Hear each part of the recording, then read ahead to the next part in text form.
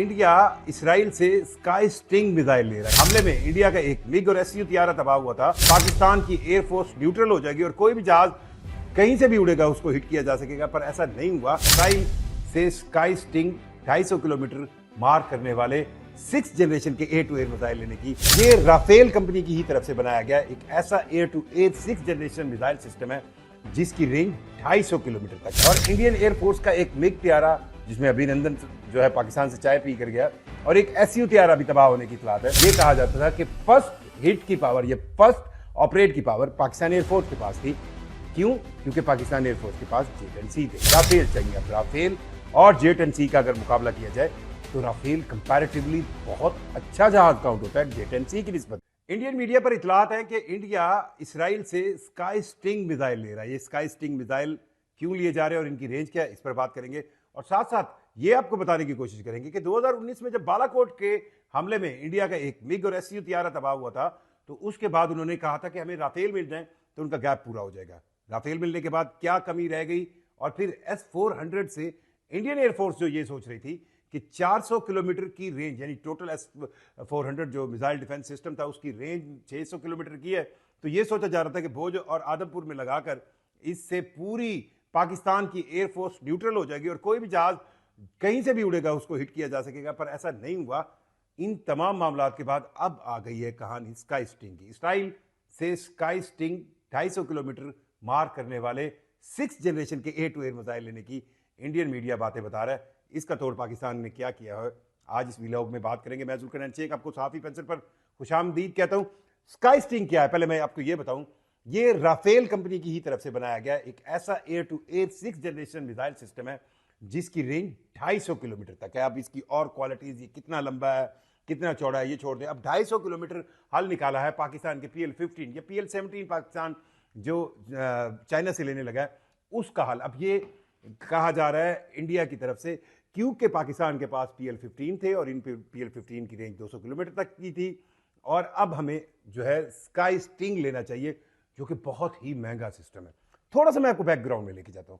2019 में जब बालाकोट का मामला हुआ और इंडियन एयरफोर्स का एक मिग तैयारा जिसमें अभिनंदन जो है पाकिस्तान से चाय पी कर गया, और एक एसयू तैयारा भी तबाह होने की इतलात है, उस वक्त जो पावर थी पाकिस्तान एयरफोर्स के पास, यह कहा जाता था कि फर्स्ट हिट की पावर, ये फर्स्ट ऑपरेट की पावर पाकिस्तान एयरफोर्स के पास थी। क्यों? क्योंकि पाकिस्तान एयरफोर्स के पास जेट एंड सी थे। अब उसी बालाकोट के बाद इंडिया से आवाजें उठी कि हमें राफेल चाहिए। अब राफेल और जेट एंड सी का अगर मुकाबला किया जाए तो राफेल कंपैरेटिवली बहुत अच्छा जहाज काउंट होता है जेट एंड सी की निस्बत। और इस गैप को उन्होंने कवर करने के लिए साथ साथ इंडिया ने S-400 दिफाई मिसाइल सिस्टम जो है, या आप दिफाई निज़ाम कह लें, वो लिया रशिया से, जिसकी रेंज 600 किलोमीटर तक की है। और ये सोचा गया, क्योंकि पाकिस्तान का अगर आप मैप देखें तो पाकिस्तान एक लंबाई का रुख अगर इंडिया के साथ साथ चौड़ाई में देखें तो एक कैलकुलेशन थी कि भोज और आदमपुर में S-400 इंडिया लगाएगा और उसकी रेंज 600 किलोमीटर की है, तो 200 किलोमीटर अगर इंडियन साइड पर वो अंदर जाकर लगाते हैं तो उनके पास 400 किलोमीटर के अंदर पाकिस्तान की तमाम एयर बेसिस जो है वो हिट पॉइंट पर होगी, और अगर कोई भी जहाज उड़ेगा तो वो उसको वहाँ पे न्यूट्रलाइज कर सकते हैं। और ये दो चीज़ें उनको ये लगा कि वो मई वाली जंग में जो 7 मई को हमला किया गया उसके अंदर उन्हें यही प्लस पॉइंट लगा, लेकिन उल्टा काम पड़ा। 7-0 का रिजल्ट आया, राफेल 4 गिर गए। उसके बाद जब 3 दिन बाद जब पाकिस्तान के एयर बेसिस पर अटैक किया गया और पाकिस्तान ने काउंटर अटैक किया, तो उसमें S-400 सिस्टम जो है वो बुरी तरह, उसके रेडार बुरी तरह तबाह हुए। तो अब कहानी आ गई है कि जनाब स्काई स्टिंग लिया जाए इसराइल से। स्काई स्टिंग एक ऐसा air to air missile system है जिसमें 250 किलोमीटर तक की रेंज है, और ये भी राफेल कंपनी बताती है, और इसको हासिल करके इंडियन एयरफोर्स को लग रहा है कि वो शायद पाकिस्तान एयरफोर्स को डोमिनेट कर लेगी। अब इसमें मसला जो डिफेंस एक्सपर्ट है वो ये समझते हैं कि पाकिस्तान एयरफोर्स ने जो पिछले 4 से 5 सालों में अपना आप एक जनरेशनल थिंकिंग चेंज की है, उसमें मुख्तलिफ मल्टी डोमेन्स को इकट्ठा यूज करने की साइंस है। एक प्लेटफॉर्म से नहीं, एक मशीनरी को नहीं। मिसाल मैं बहुत सिंपल अंदाज में समझाता हूं कि पाकिस्तान एयरफोर्स ने एक ऐसा सिस्टम बनाया जिसके अंदर आपकी साइबर डोमेन, जिसमें आर्टिफिशियल इंटेलिजेंस आ जाती है, आप सामने वाले के रडार को किस तरह कंट्रोल कर रहे हैं, अपनी कौन कौन से फेसेस दिखा रहे हैं।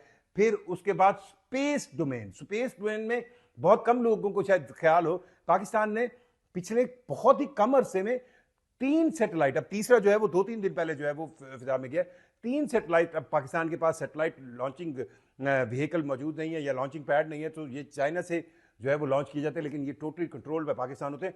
सो स्पेस डोमेन को यूज किया और फिर उसके बाद अपने मल्टी डायमेंशनल सेंस, मतलब इसको यूं देखें कि पाकिस्तान जब इंडिया के साथ मई वाली वाकया हुआ तो क्वांटिटी क्वालिटी का फर्क क्या था। क्वांटिटी में उधर से 72 जेट्स जरूर उड़े, इधर से 42 उड़े, JF-17 थंडर, J-10C और F-16 को मिलाकर एक ऐसा कॉम्बिनेशन बनाया गया जिसके अंदर कोई चीज मार्क जो है वो एयरक्राफ्ट एयर जेट करता था, फायर जो है एक आप कहें दूसरा जेट करता था, और उस फायरिंग मिसाइल की जो कंट्रोल है या उसकी गाइडेंस है वो तीसरा जेट कर रहा था। और इस सब में पीछे एवॉक्स का सिस्टम और जमीनी राब्ता और फिर साइबर डोमेन के साथ जो है स्पेस डोमेन, इस मल्टी डोमेन जो कल्चर है इसको बिल्डअप करने वाली पाकिस्तान एयरफोर्स की प्रोफेशनलिज्म की साइंस जो है वो पूरी दुनिया एडमायर कर रही है। अब फिर आप कैलकुलेशन पेपर पे देख लें, अब ये सोच रहे हैं कि ये स्काई स्टिंग जो एक मिसाइल है 250 किलोमीटर तक मार करने वाला, अगर इसराइल से इंडिया ले लेगा तो इंडिया को इंडियन एयरफोर्स को एक एज आ जाएगा, और इंडियन एयरफोर्स के पास अब फिर जो है वो उनको लगता है कि उनके पास पहले फायर करने का ऑप्शन होगा, और उनको ये लगता है कि रेंज से ये बाहर चले जाएंगे। लेकिन इसका हल भी पाकिस्तान एयरफोर्स अपने पेशा वराना अंदाज से ढूंढ लेगी। अब स्काई स्टिंग को एक नया हल के तौर पर इंडिया में पेश किया जा रहा है। मैं आपको अगर थोड़ा सा ब्रीफ करूं, जो मई की जंग थी इसको कई लिहाज से दुनिया भर में मॉनिटर किया गया। अब क्यों? क्योंकि मॉडर्न टाइम्स के अंदर कोई दो बड़ी एयर फोर्सेस के दरमियान इस तरह का की जंग हो रही थी। अगर आप देखें पीछे, चाहे आप अमेरिका की तरफ से अफगानिस्तान या इराक पर हमला देखें, कहीं पे भी देखें, तो एक ऐसा मुल्क होता था जो जिसके पास military technology, military power, military assets बहुत हाई लेवल के थे, और दूसरा जो है वो इस तरह का होता था जिसका कोई कंपैरिजन नहीं था।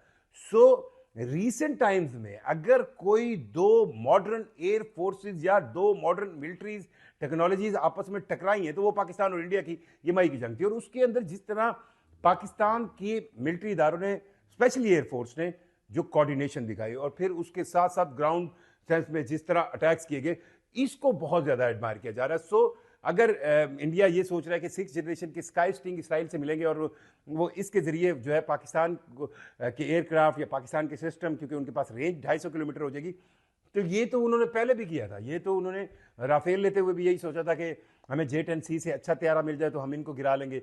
उससे पहले उनको ये लगता था कि शायद उनके पास जो MiG या SU मौजूद हैं, ये पाकिस्तान के J-17 थंडर को जो है वो उसको बहुत आसानी से गिरा लेंगे, वो भी काम ख्याली निकली। और फिर S-400 का निज़ाम, ये भी एक काम ख्याली निकली। अब स्काई स्टिंग का तोड़ पाकिस्तान किस तरह ढूंढ रहा है, ये बहुत इंपॉर्टेंट है। और मुझे यूं लग रहा है कि ये जो पाकिस्तान के पास अब टेक्नोलॉजी है दो तरह की, एक तो है चाइनीज टेक्नोलॉजी, चाइनीज टेक्नोलॉजीज के तहत हमारे पास PL-15 मिसाइल भी हैं, हमारे पास J-10C भी हैं, हम 5th जनरेशन के J-35 भी अडॉप्ट करना चाह रहे हैं, वो भी मिल जाएंगे। J-17 थंडर और उसका ब्लॉक 3 वर्जन जो है वो भी पाकिस्तान की अपनी लोकल प्रोडक्शन है, ये तो है चाइनीज। फिर पाकिस्तान के पास एक बहुत बड़ा F-16 यानी F-16 का वो स्टॉक मौजूद है जिसमें 80 की दहाई के F-16 भी शामिल हैं, जिनको पाकिस्तान ने रेगुलरली अपग्रेड किया, और फिर 2005 में मिलने वाले F-16 भी शामिल है। अब उनके नए जो मिसाइल हैं वो भी मिलने के लिए देने के लिए अमेरिका राजी हो गया, और अब पाकिस्तान इस अमेरिकन यानी वेस्टर्न टेक्नोलॉजी को एक्टिव करेगा और इस स्काई स्टिंग का भी हल तोड़ निकालेगा। बहरहाल इंडिया जो है वो इस वक्त स्काई स्टिंग लेने के चक्रों में है, और फिर बिलियंस ऑफ डॉलर्स लगाकर फिर शायद उनको ये लगेगा कि वो पाकिस्तान को नीचे दिखा लेंगे, और फिर कोई ऐसी हमले वाली कहानी होगी। रिजल्ट जो है वो फिर पूरी दुनिया देखेगी। आप अपनी राय से हमें जरूर आगाह कीजिएगा। मुझे जुल्किरनैन शेख को इजाज़त दीजिए। अल्लाह हाफिज़।